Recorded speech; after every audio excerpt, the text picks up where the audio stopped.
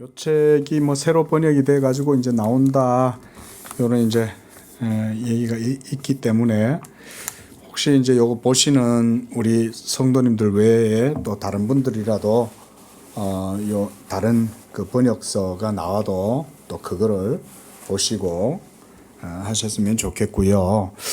오늘 어떤 목사님하고 이제 잠깐 통화를 하는데 그 목사님도 그런 소리를 하시더라고요. 그러니까 지금 이제 여기 번역서잖아요. 네, 저도 뭐 하라는 개인적으로는 공부를 아직 안 해봤어요. 우리가 이제 신학을 하면 독어는 기본적으로 라틴어나 뭐 헬라어하고 히브리어는 기본적으로 우리가 이제 신대원 때는 배우긴 하는데 이제 또 대학원 과정에서는 또 라틴어라든가 이런 것들도 독어도 공부를 하긴 합니다. 근데 라틴어 화라는은 제가 잘 모르고 그래서 저도 좀 어려움이 있긴 하지만은 그래도 이제 영역본이 두 가지가 또 있고 또 우리나라에도 이제 한역본이 두 가지가 있고 그래서 요거하고 하나는 CH북스에서 또 이제 있고 요런데 새로 또 번역이 돼가 나오는 책도 기대는 됩니다. 기대는 되는데 제가 바라는 거는 요 바빙크의 사상을 이제 번역이 되는 건 좋죠. 번역이 더 좋은 번역이 나오면 더 좋은 거고 그런데 이런 것들을 가지고 좀 이렇게 교회들마다 좀 풍성하게 나눌 수 있었으면 좋겠어요. 그게 중요하다고 생각이 듭니다. 뭐 책이야 책꽂이에 꼽아놓으면 뭐예요? 책을 읽어야 그게 이제 유익한 거지. 아무리 좋은 책 책꽂이에 꽂아놔도 아무 필요 없죠. 좋은 책이 또 번역돼 나온다는 건 한국 교회로서는 축복일 수 있고 그런데 바빙크 사상과 바빙크의 신학적 사유 이런 것들은 기본적으로 이제 그 계시의 그런 특성을 갖고 있기 때문에 고백적인 것이고 이러다 보니까 한국 교회에도 굉장한 자양분이 저는 될 수 있다 이렇게 생각을 합니다. 어거스틴이 중요하고 또 칼빈이 중요하고 또 칼빈 이외에 많은 이제 개혁 신학자들, 정통파 개혁 신학자들이 있긴 하지만 20세기 들어오면서 자유주의가 한참 맹위를 떨치고 있을 18세기 후반, 19세기, 20세기 들어오면서 사실은 서구의 합리주의, 경험론 또 실존주의가 한참 이제 낭만주의가 지나가고 서구에서는 그런 시대였잖아요. 그럴 때에 헤르만 바빙크가 출생을 하고 1800 제 출생 연도를 정확하게 지금 생각이 안 납니다만 19세기 중반에 거의 출생하신 걸로 알거든요. 그러니까 어떻게 보면 한중간에 태어난 거죠. 실존주의가 한참 이제 성장하고 있고 그리고 어떻게 보면 또 포스트 모더니즘이 점차 새로운 사조로 등장하려고 하는 그런 때에 사실은 나타났죠. 또 과학 문명도 우리가 알다시피 그때 또 한참 이제 고전 역학 시대에서 양자 역학 시대가 이루어지고 아인슈타인이라든가 이런 서구의 정말 지금으로 생각하면 아주 유명한 과학자들 그렇죠? 이런 사람들이 그때 대부분 다 코펜하겐 학파 이런 사람들 대부분 다 이제 그때 사람들이잖아요. 그런 정신적으로나 어떤 과학적으로나 철학사적으로나 문명사적으로도 굉장히 여러 가지 복합적인 상황 속에서 바빙크라는 사람이 태어났던 거예요. 그러니까 바빙크 입장에서는 기독교 신앙을 변호한다든지 변증할 때 이게 단순하게 변증할 수가 없어요. 그 시대의 언어와 사조와 사상의 틀 여러 가지 기독교의 적대적인 세력들에 대해서 논변을 펼쳐야 되잖아요. 그렇죠? 진화론도 한참 맹위를 떨치고 있을 때고 실존주의가 한참 맹위를 떨치고 있을 바로 그런 때에 이미 칸트도 다 지나가고 니체도 지나가고 이제는 막 한마디로 진짜 실존주의가 온 세상을 뒤덮고 있는 그런 시대에 이런 개혁신학의 바른 정통신앙의 그 교리와 신조를 따라서 바른 신앙의 고백으로 이런 책을 쓴 거예요. 대단한 거죠. 어떻게 보면 우리 이제 기독교적 입장에서 보면 아주 귀한 거죠. 그렇죠? 물론 그 시대에 뭐 바빙크 박사뿐만 아니라 뭐 여러 또 걸출한 신학자들이 있죠. 뭐 카리퍼도 있었고 또 뭐 워필드도 있었고 그 외에도 여러 개혁 신학자들이 있긴 했지만 그래도 어떻게 보면 가장 온전한 게 개혁교회에 있어서 개혁교회 신학의 기본적인 이런 것들을 가장 충실하게 전수하고 계승하고 발전시키고 또 책을 쓰고 이랬던 분은 바빙크죠. 이 바빙크만이 완전하다고는 할 수는 없지만 어떻게 보면 가장 온전하다고도 볼 수는 있어요. 완전하지는 못해요. 누구라도 완전하다고는 할 수는 없죠. 하지만 바빙크가 가장 검증되어져 있고 온전한 신학자죠. 그리고 그의 사상의 지평은 오늘날 우리 현실 참여적인 문제에 있어서도 굉장히 역동적이고 어떻게 보면 지평을 충분히 열어줄 만한 그런 신학적 그런 어떤 힘도 있죠. 파워도 있죠. 그러니까 이런 텍스트를 읽고 어떻게 보면 지금 우리 교회가 지금 그걸 하고 있는 거죠. 뭐 작은 교회지만 그냥 저도 뭐 받은 은혜대로 이 책을 저도 이 책 이제 신대원 들어가기 전에 봤거든요. 신대원 들어가기 전에 봤는데 그때는 이제 신대원을 들어가야 되니까 신학 공부 미리 맛보기 한다고 읽은 거예요. 어떻게 보면. 근데 이해했을까요? 읽었는데 읽어도 지나가면 뭐 읽었는지도 모르겠고 읽으면서도 뭔 말인가 이러면서 안개 속에서 그냥 읽고 지나가는 거예요. 안개 속에서 뭐 휙 하고 지나가는데 뭐 소가 지나간 것 같고 휙 하고 지나가는데 뭔가 차가 지나간 것 같고 뭐 이런 정도의 감각으로 그냥 읽는 거지. 예? 신대원 들어가 가지고 또 봤어요. 또 봤는데 그때는 이제 조금 뭐 감이 약간 오는 듯 하니까 또 그거 붙들고 또 이제 청년들하고 성경 공부도 하고 이랬거든요. 근데 이제 그래도 몰랐죠. 그래도 그렇게 이제 봐놨던 게 이제 이게 도움이 된 거죠. 그래도 역본이라도 한글 우리 그때 이제 요 역본을 본 거예요.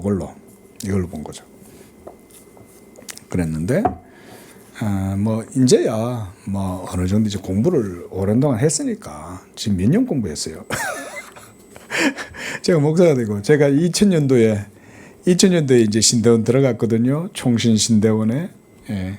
그러니까 뭐 그래 따지면 벌써 20년은 넘었잖아요. 지금 24년인데 25년 됐죠 이제. 그렇죠?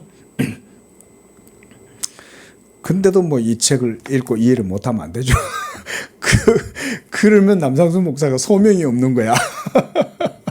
안 그래요? 여러분 25년이 됐는데도 이 책을 이해를 못하면 그건 남상수 목사가 소명이 없다고 봐야 되는 거지. 자, 그러나 어쨌든 간에 이렇게 또 여러분들과 결국은 이 책을 갖고 지금 우리가 이제 마라톤이 거의 끝나가죠. 그렇죠? 저는 그런 면에서 감사해요. 전에도 말씀드렸다시피 저는 이 책을 뭐 또 새로 또 번역본이 나오니까 뭐 또 그런 것도 참조도 하고 이제는 또 뭐 요새는 AI 번역기가 너무 좋습니다. 정말 번역가들이 무색하리만큼 AI 번역이 너무 좋아요. 그래서 요즘 텍스트가 있잖아요. 그러면 이제 네덜란드 같은 것도 떠다 붙여가지고요. AI한테 갖다 붙여놓으면 얘가요. 번역을 해주잖아요. 그럼 제가 이렇게 번역했는 내용을 한번 읽어보거든요. 그러면 조금 부자연스러운 부분이 가끔가다 있는데 거의 제가 점수를 주면 한 95점 정도를 줄 수 있을 정도로 아주 훌륭해요. 그러니까 네덜란드어 정도는 그러니까 영어 영역본이 있으니까 비교해서 얼마든지 봐도 되죠. 그리고 이제 저도 지금 그렇게 보거든요. 근데 영역본에 있는 개념하고 제가 네덜란드어 자체를 공부를 안 했기 때문에 뭐 정확히는 모르지만 이제 사전이라든가 또 그런 이제 미디어들을 이용해 가지고 나름대로 보긴 해보죠. 살펴보긴 하는데 이 번역본이 크게 문제는 없어요. 물론 뭐 지금 이제 새롭게 번역되어져 나오는 것은 아마 더 좋을 수는 있겠죠. 그리고 박태현 교수님이라는 분은 우리가 다 알다시피 개혁교회학이라고 하는 아주 바빙크의 대작을 번역하신 그런 실력가잖아요. 그러니까 뭐 사실은 믿고 저는 봐도 된다고 생각이 들어요. 네. 바빙크의 마그날리아 데이 이 책은 바빙크 사상의 압축본이에요. 그래 따지면 마그날리아 데이를 읽고 그 속의 내용들을 읽어내서 신학적으로 사유할 수 있으면 개혁교회학은 기본적으로 할 수 있어요. 근데 이거 읽었는데 잘 이해 못한다 그러면 개혁교회학 봐도 잘 이해 못해요. 저는 그래서 개인적으로 그렇게 생각해요. 근데 개혁교회학은 쉬운데 이거 읽었는데 이해가 안 된다 그러면 날 그거는 어폐가 있다고 봐요. 그게 아니에요. 사실 이게 더 어려워요. 이게 압축판이거든요. 그래서 이 책을 아무쪼록 이 영상을 보시는 분들도 새로 번역본이 나오면 그걸 꼭 구하셔가지고요. 바빙크의 글은 한 문장도 놓치기가 어렵습니다. 사실. 제가 여기서 강독을 하면서 시간 때문에 스킵을 한 부분들이 좀 있긴 해도요. 중요한 건 그냥 안 넘어갔어요. 근데 이제 예시로 여러 가지 예언을 쭉 계속 반복적으로 얘기하는 거 제가 넘어가도 바빙크의 글들은 하나하나가 그냥 얘기하지 않아요. 그 아주 어떻게 보면 우리가 아주 정밀한 거죠. 뭐 어떤 분은 이제 이런 표현을 쓰거든요. 정치하다 이렇게 표현을 쓰거든요. 예, 정밀하고 치밀하다 이 말인 거예요. 정치하다 이런 표현도 쓰시던데 바빙크가 그래요. 그 글 전체가 그의 글 전체에서는 우리가 지난주에도 봤다시피 얼개의 전체 시스템이 다 되어져 있죠. 모든 의미의 구조는 다 연결되어져 있어요. 특히 이건 철학에서는 그렇지 못해요. 철학은 그걸 추구하긴 하지만 실제로는 그렇게 이루어지긴 어려워요. 하지만 계시와 믿음의 상관관계 속에서 의미론적으로 모든 논리적 주제의 얼개를 형성한다 그러면 하나도 빈틈이 없어요. 하나님 말씀이기 때문에 그런 거죠. 자, 말이 많이 빗나가서 죄송합니다. 506쪽. 예. 자, 지금 교회에 대해서 이야기하죠.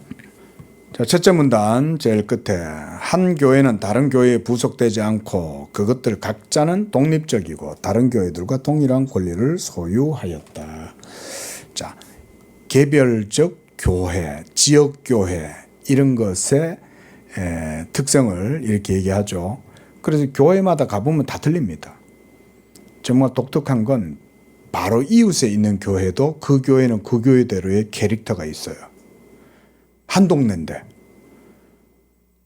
그 우리 교회하고 저 교회하고 다른 거예요. 이게 캐릭터들이. 사람도 다 저마다 캐릭터 다 다르죠. 100이면 100, 만이면 만 다 다르잖아요.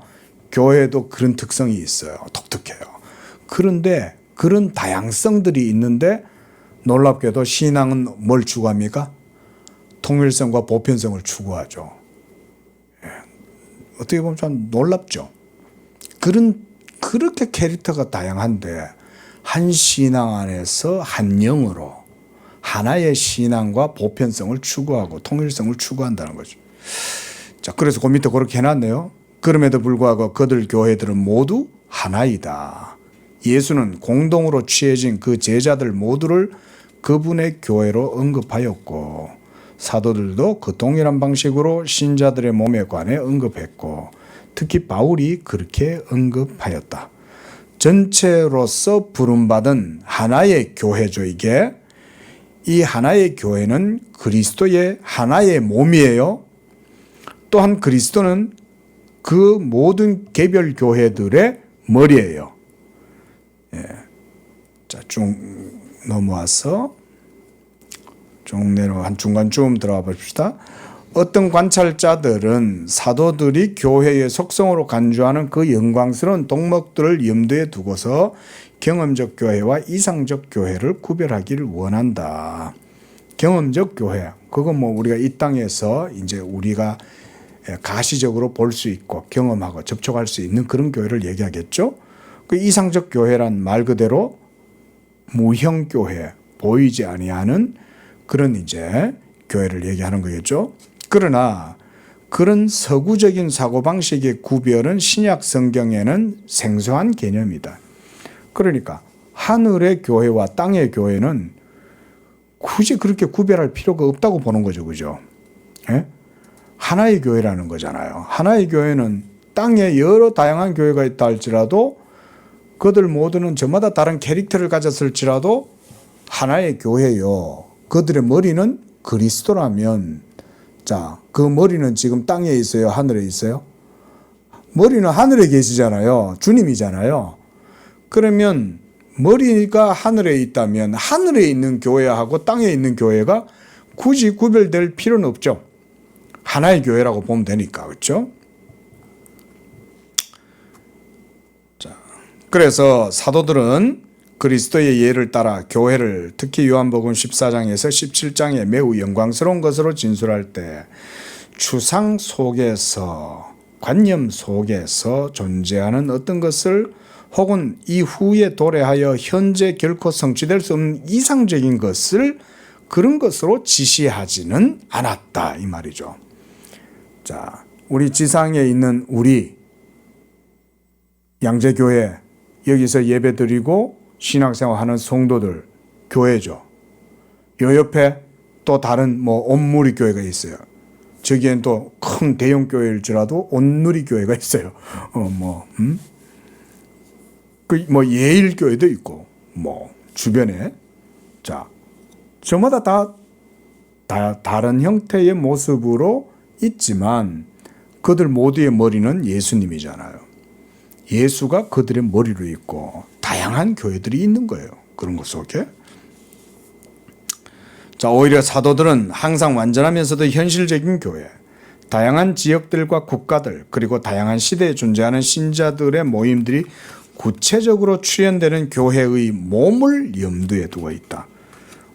그러니까 다양한 형태의 캐릭터의 특징을 가진 교회들이 각 지역마다, 각 나라마다, 각 사회마다 있다 할지라도 그 모두는 다 그리스도를 머리로 삼는 하나의 몸으로 이해를 하는 거지.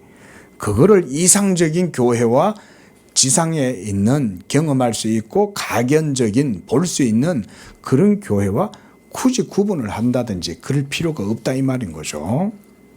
자, 그러나 이 계시체 이렇게 번역을 해놓으셨고 옆에다 줄을 달아놨어요. 그게 바로 계시체라는 말은 교회를 언급한다 이 말인 거죠. 왜냐하면 교회를 왜 계시체라고 그럴까요? 교회는 하나님 말씀이 전해지니까 계시체라고 그러는 거예요. 그리고 교회는 그 자체가 그리스도의 비밀에 속해 있는 것이기 때문에 제가 설교하다 가끔 가다가 이제 그런 얘기를 드리죠. 교회는 그리스도의 복음의 비밀이 해명되는 곳이다. 원래 그리스도의 복음의 비밀은 율법 시대 때는 감추어져 있었죠. 베일에 가려져 있었죠. 그런데 예수 그리스도의 성육신을 통해서 이 계시가 판명하게 드러나게 된 거죠. 예수 그리스도의 인격에서. 그게 인카네이션, 우리가 예수의 성육신이죠.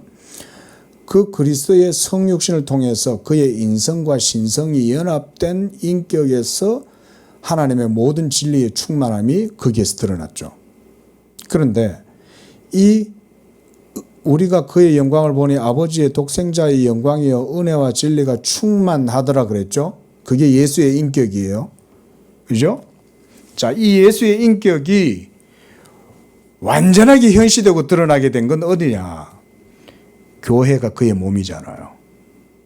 그러니까 그리스도는 교회의 머리시고 지상의 교회들은 그의 몸으로서 연합되어졌을 때 그러면 이 몸도 그리스도의 진리를 보여줘요, 안 보여줘요? 당연히 보여주겠죠. 그래서 여기서 계시체라고 그러는 거예요. 그런 의미에서. 원래는 진리의 충만함이 예수의 인격에 있으면 드러나죠?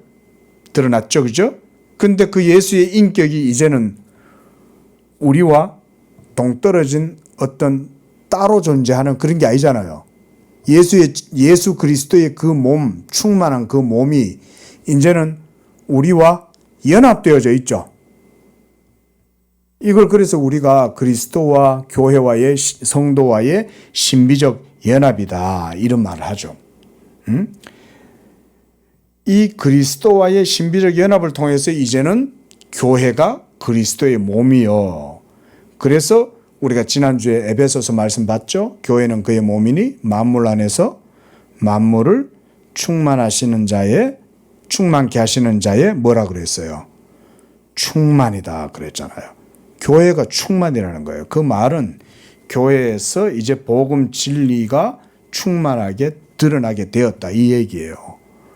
그 복음 진리는 바로 예수 그리스도의 복음 진리죠. 이게 그리스도의 몸으로서의 충만이 이제 이 땅에 있는 다양한 캐릭터들의 모임인 하나의 교회 가운데에 계시체가 되었다 이 말이에요. 이해되십니까? 그렇죠? 요런 걸 이제 그래서 여기서는 계시체다. 그게 교회다. 이렇게 역자주도 거기다 붙여 놓으신 거죠. 그러니까 자, 이런 거 하나만 봐도 바빙크가 참 얼마나 복음의 부요함이 그리스도의 몸인 교회를 통해서 드러나고 있는지를 인식하고 있다는 걸 이런 거에서 우리는 읽어낼 수 있죠. 교회는 그의 몸이니 만물 안에서 만물을 충만케 하시는 자의 충만이다. 이 의미를 신학적으로 이해를 하고 있어야 된다 이 말인 거죠. 그럼 바빙크는 이걸 이해하고 있는 거죠. 머리는 그리스도시고 몸은 지상의 교회들이고 그 교회들은 그리스도와 우니오 미스티카 쿰 그리스도와의 신비적 연합의 상태 가운데 있으니 지금 우리가 바로 예수님의 몸이다 이거예요. 그래서 형제가 연합하여 동거함이 아름답다는 게 무엇 때문에 그러냐면 그 연합 속에서 그리스도의 진리를 맛보고 그 속에서 배우고 알아가고 인식하고 체험하고 이렇게 하는 거예요. 그래서 제가 교회를 그래서 강조하는 거예요. 신앙이 자라려면 이 그리스도의 몸과 연합된 가운데에서 영적 생활을 해야 진짜 신앙이 자라요. 막 무슨 책 많이 읽는다고 신앙 안 자라요. 오늘날 21세기 너무 과학 문명, 인터넷 문화 이런 게 팽배해 있다 보니까 다들 신앙생활 그래도 되는 줄 아는데 죄송한 말씀이지만 목사로서 분명히 말씀드려요. 신앙이 자라려면 교회 생활을 해야 돼요. 그래서 비가시적인 무형의 교회만 있는 게 아니라 경험적이고 가시적인 유형의 교회 속에 둘이 떨어져 있는 게 아니라 하나라는 것을, 그리고 그들 모두의 머리가 그리스도라는 것을 그 안에서 배우면서 거기서 영적 자양분을 누리는 거예요. 이게 없는 거예요, 오늘날. 이게 큰 문제예요. 큰 문제입니다. 제가 뭐 우리 교회 많이 와라 이런 얘기가 아니에요. 그런 논리로 얘기하는 게 아니에요. 예? 제가 그냥 이래 있다가 끝날지라도 진리는 진리대로 얘기하는 거예요. 여러분들이 그래서 교회를 그리스도의 몸으로 받들고 거기에서 나도 함께 양육되고 성도의 그래서 아름다운 연합이 그리스도와의 연합 가운데에서 이루어지니까 그게 중요한 거예요. 그렇죠? 너희가 내 안에 있고 내가 너희 안에 있어야 되잖아요. 이게 연합이잖아요. 그렇죠? 그러려면 유형교회에 몸담고 있어야 된다 이건 거예요. 우찌무라 간조, 대표적인 일본의 복음주의 신학자잖아요. 그분이 무교회주의자라고요. 근데 그런 무교회주의자가 글을 읽어보면, 나도 읽어봤거든, 책도 있어요. 되게 은혜로워요. 근데 그것만 봐갖고는 안 되는 거예요. 그리고 제가 말씀드렸듯이 진리는 어느 한 곳이 무너지면 다 무너진다 그랬죠? 그죠? 무교회주의는 그냥 있는 대로 얘기하면 이단이에요. 무교회주의는. 이상적인 것을 얘기하는 것 같고 뭔가 그 속에 아주 그렇게 얘기하지만 그것은 사실이 아니에요. 그 그걸 아셔야 돼요. 자, 넘어가겠습니다. 그래서 그 밑에 지금 방금 우리가 읽었던 그 밑에 부분에서 바빙크가 강조하는 점을 우리가 주목하고 갑시다. 자, 밑에서 두 번째 줄. 그럼에도 불구하고 교회는 교회의 기반이 되는 실제의 계시들이며 세세토록 수행되어지는 하나님의 모략에 현실화다. 액츄얼라이징이라 이 말인 거예요. 예? 현실화란 말이 어떤 말일까요? 이거. 자, 공부니까 우리가 현실화되어진다는 말은 이게 말은 어떤 플라즈마 상태가 있었다는 거죠. 플라즈마 상태로 있다가 이게 어떤 솔리드한 어떤 형태를 가지게 되었다 이런 말이거든요. 예? 기체의 형태로 있다가 이게 고체의 형태로 바뀌게 되면 이게 말하자면 액츄얼라이징인 거예요. 자, 원래 하나님의 작정과 이게 이제 하나님의 뭐 신적 작정, 경륜, 섭리 이런 단어들은 어떻게 보면 굉장히 추상적이고 관념적으로 느껴지죠. 그렇지 않습니까? 그런데 이런 것들이 역사성을 가지게 되는 거죠. 바로 하나님의 계시의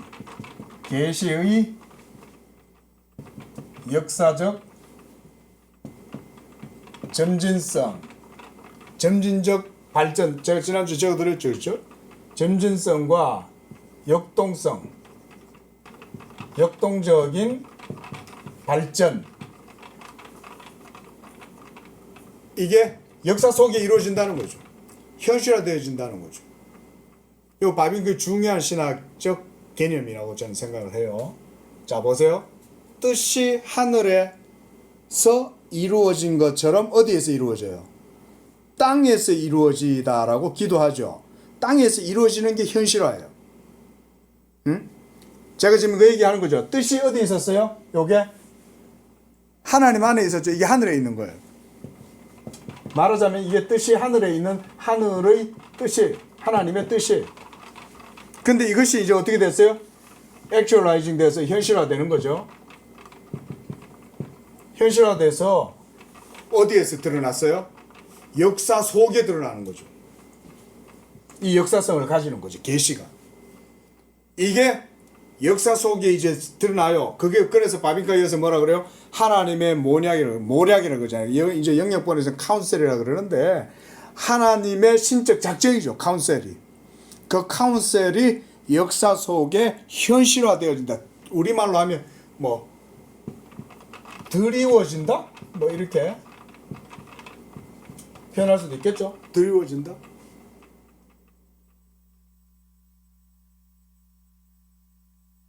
요런 거를 우리가 계시의 역사성이다 이렇게 말해요. 계시의 역사성. 하나님의 계시는 여기에만 있는 게 아니라 여기에만 갇혀 있을 수 없어요. 그냥 여기에만 갇혀 있거나 은폐되거나 또는 무슨 변증법적으로 작용하거나 이런 게 아니에요. 하나님께서 자기 안에 품었던 영원한 계획을, 뜻을 우리의 시공간 역사 속에 펼치시고 성취해 나가시면서 이루어져 가는 거예요. 그래서 그게 프로그레시브하게 발전도 한다 이 말인 거예요. 그게 점진적으로 발전해서 결국은 드러난다는 말이죠. 현실화된다는 말은 그죠? 드러나게 되면 그럼 뭐가 드러날까요? 그럼 드러나게 되면 마지막에 뭐가 드러난다는 거예요? 교회가 드러나는 거예요. 그게 요한계시록 21장에 가면 그 비전이 드러나잖아요. 내가 봄에 새하늘과 새 땅이 위로부터 내려오는데 이전에 있었던 것은 다 사라지고 그죠? 옛바다와 처음 땅과 처음 하늘과 바다가 다 없어지고 새하늘과 새 땅이 이루어지더라 그죠? 그게 사도 요한의 눈에 보이는 거죠. 그게 바로 이런 걸 보는 거예요. 사도 요한이 밤모섬에서 바로 이걸 보는 거예요. 하늘에서부터 새 예루살렘 성이 내려오는데 신부가 신랑을 맞이하기 위하여 단장한 것 같이 꾸몄더라. 그때 신부는 뭐예요? 교회죠. 교회가 그리스도의 신부로 단장이 돼가지고 탁 자기 몸을 드러내 보이는 거예요. 그게 드리워진다, 드러난다. 응? 그게 이제 현실화되는 거다. 드러난다라고도 볼 수 있어요. 뭐 드리워진다나 현실화되어진다는 거고, 현실화되어졌으니 우리 몸에 이제 우리 눈에 보일 거 아니에요. 기체 상태로만 있는 게 아니라 이제 고체 상태로 드러난다 이 말인 거예요. 그게 액츄얼라이징이에요. 바빙크가 지금 얘기하는 게 교회가 바로 이런 거예요. 마지막 시대 때 온 세상에 처음 바다와 처음 땅이 없어지면 새 하늘과 새 땅이 이루어질 때 그때 드러나는 건 그리스도의 교회만 드러나요. 그 그리스도 교회 이외의 나머지 것들은 모두가 다 전부 다 사라지죠. 그래서 오로지 하나님의 통치하시는 그 세계 가운데에서는 이 그리스도의 생명이 물이 바다를 덮음같이 온 세계에 가득해지는 거예요. 그게 요한계시록 마지막에 가서 등장하는 비전이죠. 예. 자, 그래서 고단 문장도 봅시다. 하나님은 그 모략의 신의라 해놨는데 이게 신적 작정 뭐 데크리 이런 거 있죠. 아마 이게 영역본에서는 제 기억에 이 데크리였던 것 같아요. 그러니까 신적 작정이죠. 그래서 그 모략과 신의 신적 작정에서 그리스도 이전의 모든 교회를 완전한 것으로 간주하고 그리스도 안에서 그분의 피로 교회를 사셨다. 또한 그 교회는 그 씨 안에 열매를 포함한 것으로 이해하고 모든 것을 그리스도로부터 취하시는 성령 안에 교회의 존재와 그 성취에 대한 보증의 근거를 두신다. 그러므로 교회는 관념 이상이 아닌 현재 존재하고 있는 실제이고 또한 이미 존재하고 있기에 미래에도 존재하게 될 실제성이다 이거죠. 예? 실제다. 이런 걸 강조하는 게 중요한 거죠. 그죠?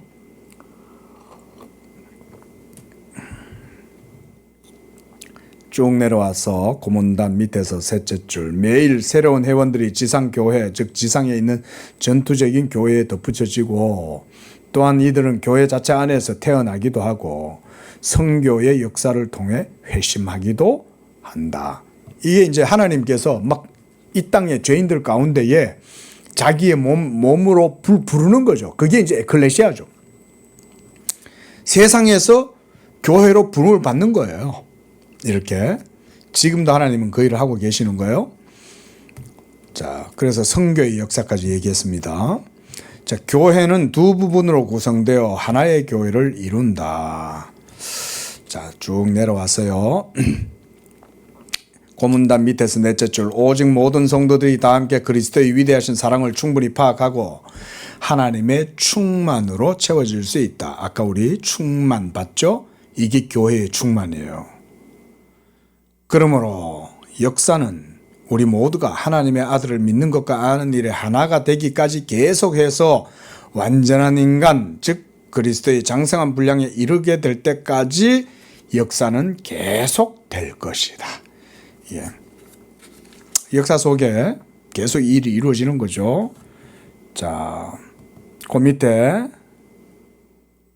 문단 한 5줄 내려오시면 고린도 지역의 많은 오류들과 결점에도 불구하고 성령이 거하시는 곳인 하나님의 성전이며 그리스도의 몸으로 호칭되고 있다. 자, 우리 지상의 교회 속에 오류가 없나요? 연약함이 없나요? 허물이 없나요? 다 있죠? 있습니다. 여러분 이거 잘 들으셔야 돼요.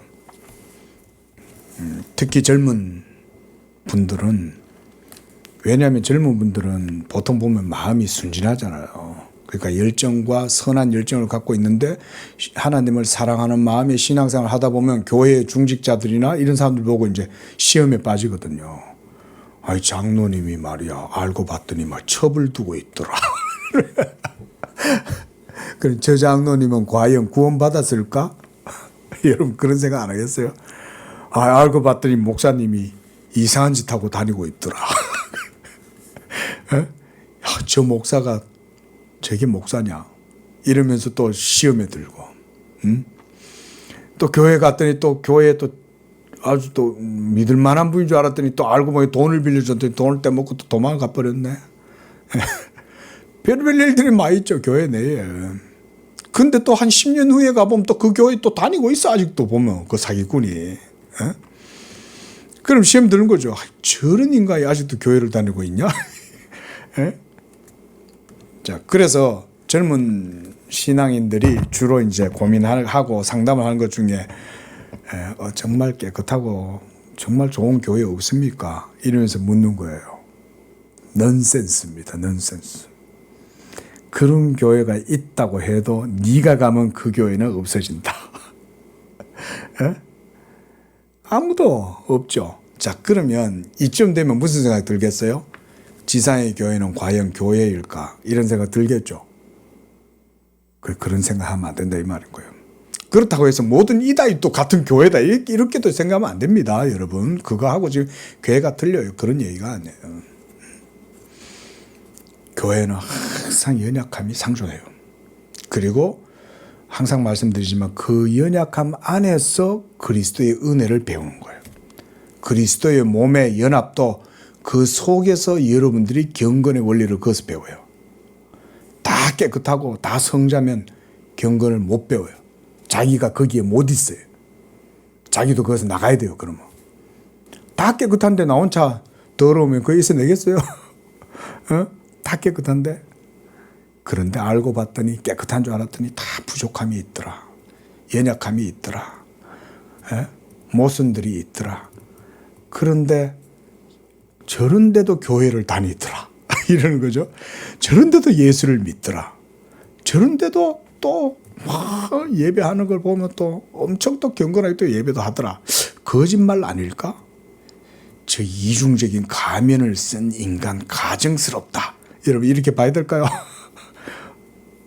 어렵죠. 이렇게 보면. 근데 교회가 바로 그리스도의 몸으로서 거기에 말씀이 있고 그 말씀과 함께 성례가 있고 또한 말씀과 교회의 통치 질서, 권정이 있으면 그게 참교회예요. 그렇게 생각하면 돼요. 그래서 완전한 교회는 지상에는 없다. 그러나 완전한 교회가 아니라고 해서 또 교회가 아닌 것도 아니다. 하지만 마지막 날이 되면 그 모든 것들은 다 사라지고 온전한 그리스도의 하나의 몸이 우주 가운데 드러나게 된다. 이게 우주적 교회다. 이게 이 하나의 무형교회가 완전히 드러나게 되는 날 모든 사망과 죄와 거짓 선지자들과 거짓 영들, 악한 영들, 사탄까지 사망까지도 싹 사라진다. 그때가 되면. 그게 요한계시록의 비전이죠. 자, 넘어가고요. 그래서 자, 508쪽으로 넘어가겠습니다. 두 번째 줄. 만약 교회가 참으로 한 유기체이고 살아있는 몸이라면 이것은 교회가 많고 다양한 구성원들, 그들 각자는 전체 안에서 자기 자신의 이름과 지위와 자기 자신의 역할과 부르심을 받은 자들로 구성되어 있다는 것을 암시하는 것이다. 자, 우리가 뭐 어떤 학자가 부분과 전체다 뭐 이런 책도 썼는데 말 그대로 교회가 바로 그런 유기적인 하나의 몸을 전체를 이루면서도 그 속에 있는 각각의 다양한 파트들은 전체를 구성하고 있는 거죠. 자, 그러면 개별성이 파괴가 안 돼요. 그죠? 개별성이 무시된다든지 개별성이 전체 원리에 의해서 억압받는다든지 무시당한다든지 이러지 않습니다. 그죠? 이게 하나님 나라의 성격이죠. 예. 자, 말이 빗나가면 안 되고. 자, 508쪽 이제 세 번째 문단. 그러므로 다양한 색깔에도 불구하고 그리스도의 교회는 이런 통일성을 유지한다. 하나의 고백과 하나의 믿음, 한 주, 한 성령. 우리가 이런 표현이 다 통일성이죠. 그죠? 우리가.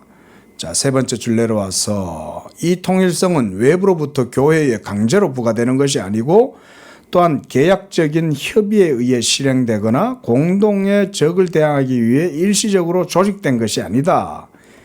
심지어 이것은 종교적인 삶의 사회적 본능에서 유래하는 것도 아니며 오히려 성격상 영적인 통일성이다.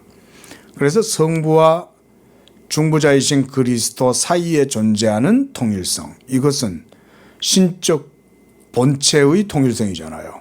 그죠?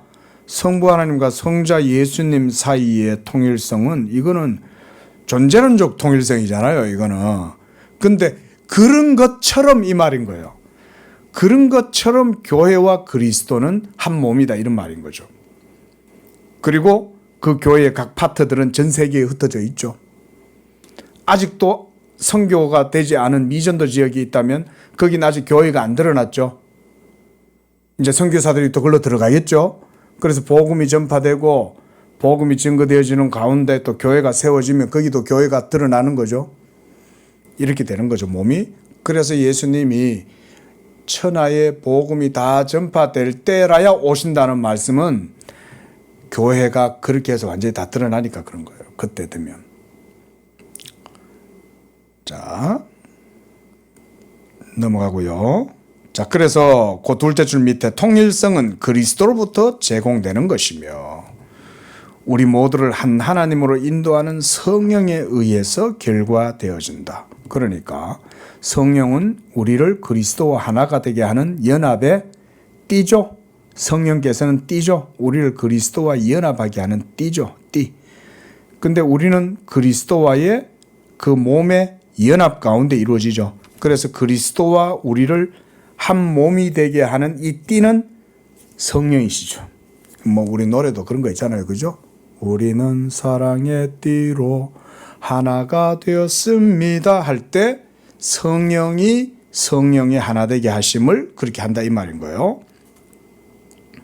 그래서 자, 아버지의 사랑, 아들의 은혜와 성령의 교제가 모든 신자, 모든 지역교회요. 여기서 지역교회라고 얘기하는 건 그 얘기예요. 예. 그 다음 전체 교회에 할당된 몫이다. 교회의 심오하고 불변적인 통일성은 이 안에 존재하고 있다. 즉 이상적인 무형교회에만 있는 게 아니라 이 지상에 흠이 있고 연약하고 부족하고 그럼에도 불구하고 그 속에 그리스도의 몸된 교회가 있다 이 말인 거예요. 얼마나 은혜로워요. 그렇죠? 예? 이런 게 은혜롭지 않습니까? 이런 거 들으면 여러분 마음이 편해지지 않아요? 어? 내가 부족하고 내가 연약한데 그런데도 나도 그 교회의 한 일원이라는 거 아니에요? 예? 그런 연약하고 부족하고 허물 많은 나를 주님이 싫다하지 아니하시고 자기의 몸으로 나를 받아들이고 연합시키신다 이 말이잖아요. 얼마나 은혜로워요. 응? 자, 그 다음 제일 밑에 문단. 그러나 지상교회는 성취되는 통일성은 결점투성이이고 불완전하다. 예, 제가 얘기했는 것이고 앞에서. 자, 교회와 마찬가지로 그 통일성도 생성의 과정 중에 있고 그것이 현재 존재하고 있지만 점차 역사되어 적절하게 실현될 것이다. 이건 우리 앞에서 봤어요. 그렇죠? 액츄얼라이징 된다 이거죠.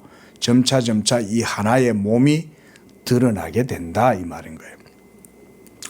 그래서 예수님은 통일성을 위해서 기도하셨고 아버지여 우리가 하나 된 것 같이 저희도 우리 안에서 하나가 되게 하옵소서 이 말씀이죠. 17장 21절.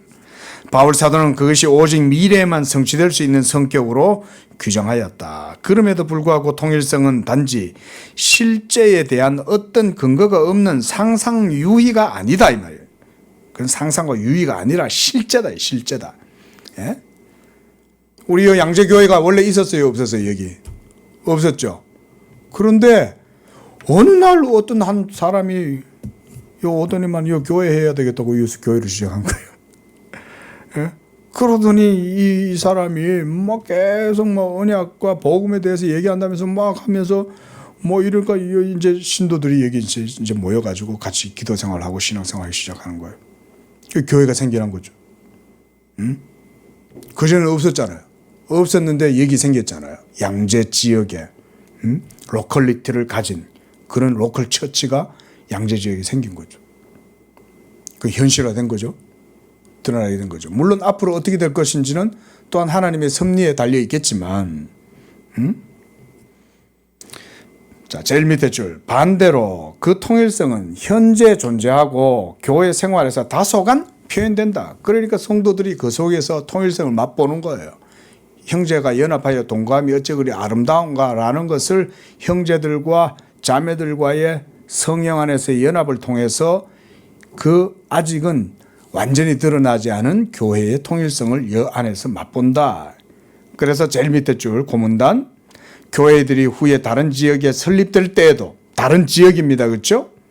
양재 교회가 또 어느 순간 또 다른 곳에 또 하나의 교회를 또 개척할 수도 있겠죠. 어떻게 보면.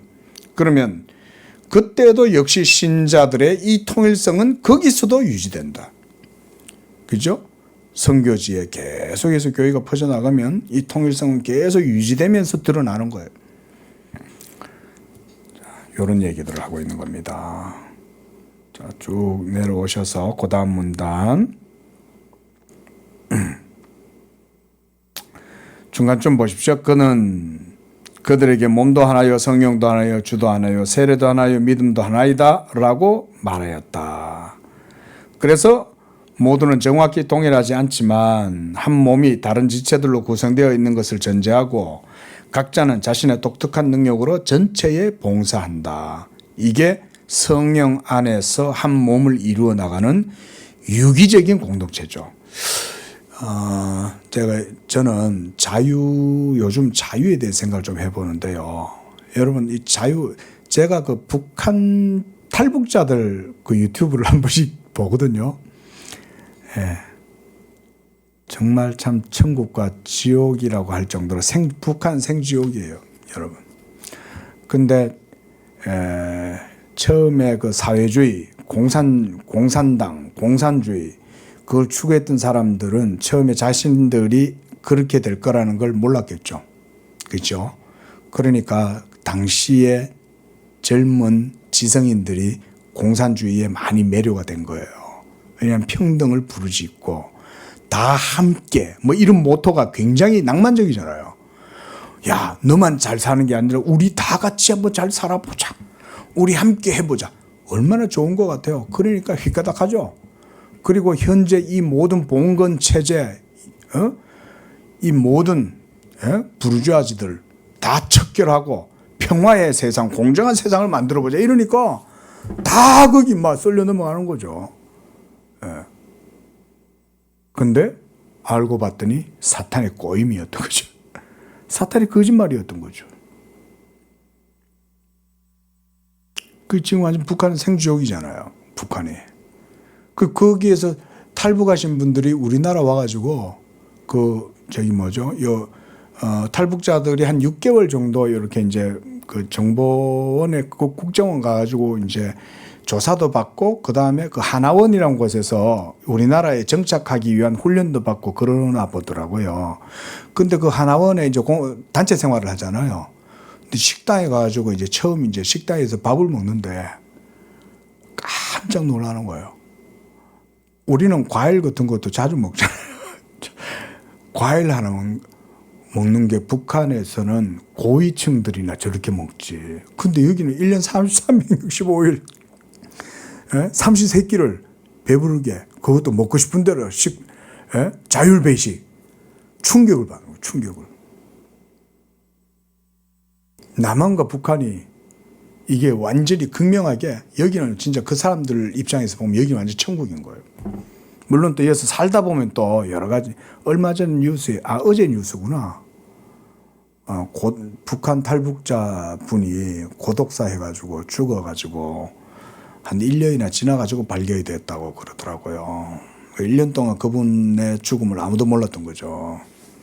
그게 뭐 지상에서 완전한 천국이 있어요. 근데 북한 사람들이 봤을 땐 여기는 정말 천국과 같은 거죠.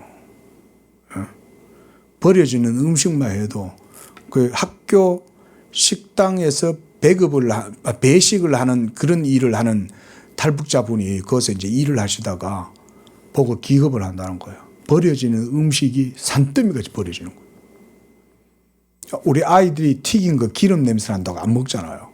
막 버리잖아요. 북한 같으면 수박 껍질도 버리겠어요? 수박 껍질이 뭘 해면 다 먹겠죠. 그것까지 다 먹을 게 없으니까. 근데 우리는 막 고기 이만큼 튀어가지고 남으니까 그거 갖다 버리더라는 거예요. 그것도 어떻게 보면 죄악이거든요. 우리가 그런 것도 죄악이죠. 뭔 얘기하다 얘기했어요.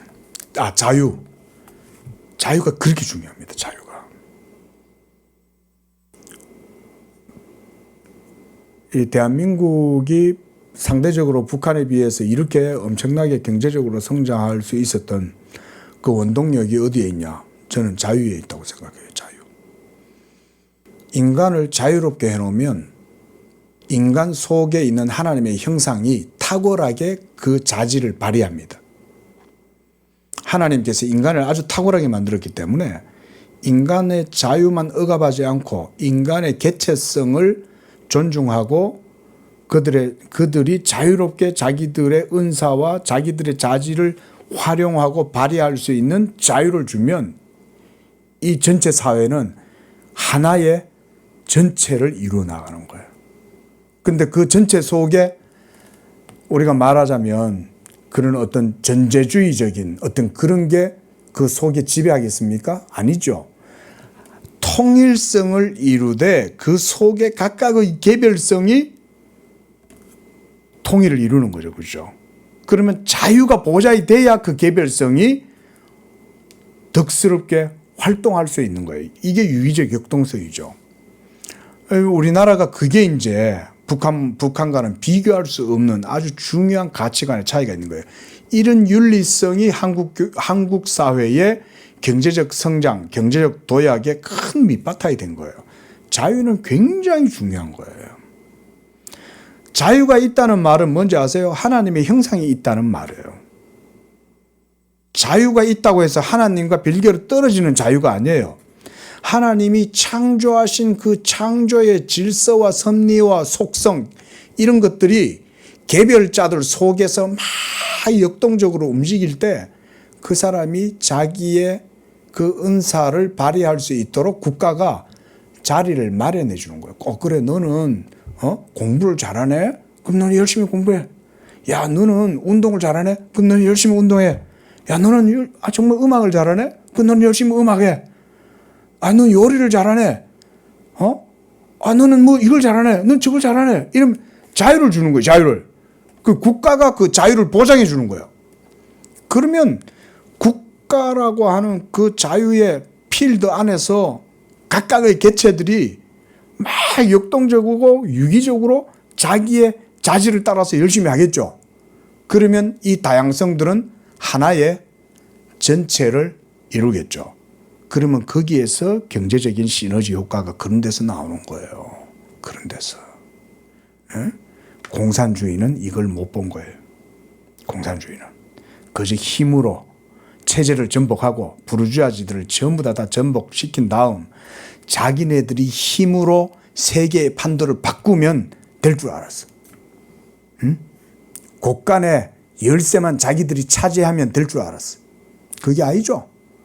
역사 인간의 형상은 하나님의 창조 질서를 따라 자유 가운데 이루어진다. 그 자유를 누가 줘요? 하나님이 예수 그리스도의 복음을 통해서 진짜 자유를 주죠. 한국교회가 성장하게 된 건 그런 면에서 저는 개인적으로는 한국교회에 전파된 이 복음이 한국 사회의 정신을 자유롭게 했다는 면에서 경제 성장에 큰 원동력이 되었다고 생각해요. 한국 사회가 일제치하를 벗어나고 또 6.25 이후에 또 정치적 격변을 엄청 겪었잖아요. 그 속에서 또 자유항쟁도 얼마 많이 했어요. 근데 그 속에 기독교가 있었죠. 근데 기독교는 뭐 했어요? 물론 사회운동을 했던 기독교계의 인사들도 있었겠지만, 무슨 뭐 함석헌이니, 무슨 뭐, 모니칸이니 뭐 이런 분들 많잖아요. 근데 사실상 그런 분들만 있었던 게 아니죠. 진짜 각각의 개별 교회들은 각각의 교회에서 복음을 전하고 가르치고 말씀 운동이 일어났죠. 거기에서 진짜 영적 자유를 누린 거 아니에요? 그런 영적 자유가 한국교회의 윤리성에 원동력이 된 거예요. 그런 걸 볼 수 있어야 돼요. 최소 기독교 지성인이라면 이 한국 사회의 기독교적 그런 측면들을 그 전망을 충분히 볼 수 있어야 됩니다. 자유가 그렇게 중요한 거예요. 자유가. 그래서 교회들이 가는 곳곳마다 뭘 합니까? 복음을 전하죠. 복음을 전하면 뭐가 생겨나겠어요? 자유가 생겨나잖아요. 왜냐하면 예수님의 복음 자체가 자유케 하는 거잖아요. 자유케. 눌린 자들을 자유케 하고, 이게 예수님 복음이잖아요. 그 교회가 세워지는 곳곳마다 이런 자율성이 회복되고 살아나면 개체성이 회복돼요. 개체성이 회복되면 전체성이 살아나는 거예요. 전체성이 살아나면 그러면 온전한 하나의 통일체가 이루어지는 거죠. 예. 저는 개인적으로는 우리나라의 그런 윤리적 기반이 그런 거에 있다. 그런 것에. 하나님 축복이죠. 그게 하나님의 축복인 거예요. 다른 게 아니에요. 자, 우리 오늘 여기까지만 보도록 하겠습니다. 자, 그래서 509쪽. 자, 예. 아무튼 오늘 좀 중요한 거는 봤습니다만은 지금 이제 교회의 통일성에 대해서 지금 방금까지 지금 얘기를 하고 있고요.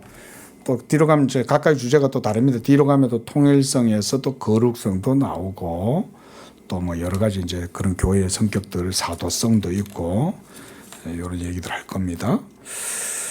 자, 기도하겠습니다. 거룩하신 하나님 아버지 찬양합니다. 감사합니다. 영광을 돌려드립니다.